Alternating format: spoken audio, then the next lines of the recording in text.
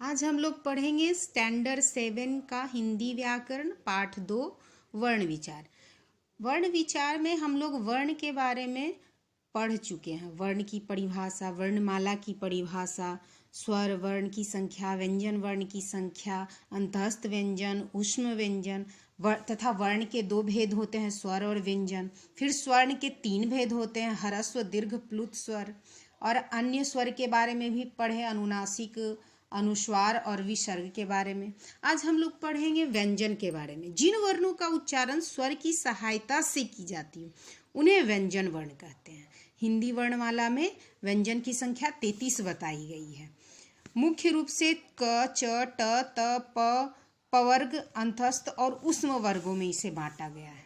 तो ये नीचे दिए गए हैं। कवर्ग उच्चारण स्थल भी दिया हुआ है। क, ख, ग, घ, ङ कंठ से, च, छ, ज, झ, ञ तालु से, ट, ठ, ड, ढ, न मूर्धा से, त, थ, द, ध, न दांत से, प, फ, ब, भ, म ओष्ठ से, सबका उच्चारण स्थल दिया गया है। ड और ढ को अतिरिक्त व्यंजन माना गया है, इसे व्यंजन की संख्या में जोड़ा नहीं गया है। अब आइए पढ़ते हैं व्यंजन के भेद। तो व्यंजन के 3 भेद हैं, स्पर्श व्यंजन, अंतःस्थ व्यंजन और ऊष्म व्यंजन। तो स्पर्श व्यंजन किसे कहते हैं? तो जिन वर्णों को बोलते समय जीभ मुंह के किसी न किसी भाग को छूती है उन्हें स्पर्श व्यंजन कहते हैं। जैसे क, ख, ग, घ, अंग, च, छ, जितने भी स्पर्श व्यंजन की संख्या जो 25 है कुल इसी में आते हैं। फिर अंतःस्थ व्यंजन, वे वर्ण स्वर और व्यंजन वर्ण के बीच स्थित होते हैं। य, र, ल, व, ये ना तो स्वर होता है और ना ही व्यंजन, बीचों बीच स्थित होता है। ऊष्म व्यंजन, जिन वर्णों को बोलते समय हवा के रगड़ खाने से मुख में गर्मी या उष्मा पैदा होती है उसे कहते हैं ऊष्म व्यंजन। अब आइए पढ़ते हैं संयुक्त व्यंजन।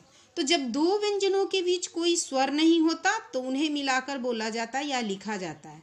तो 2 व्यंजनों के मेल से बनने वाले इस व्यंजन को संयुक्त व्यंजन कहते हैं। जैसे छ, त्र, ज्ञ, स्र और द्य, इसे कुछ शब्द भी दिए गए हैं। क और स के योग से छ बनता है, त और र के योग से त्र बनता है, ज और ञ के योग से ज्ञ बनता है, तल्लावी श और र के योग से स्र बनता है, द और य के योग से द्य बनता है। तो इसकी कुल संख्या कितनी है? 5 है। इसे याद कर लीजिएगा।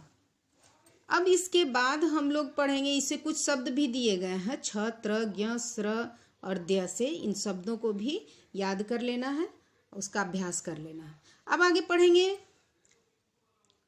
द्वित्व व्यंजन। तो द्वित्व व्यंजन किसे कहते हैं?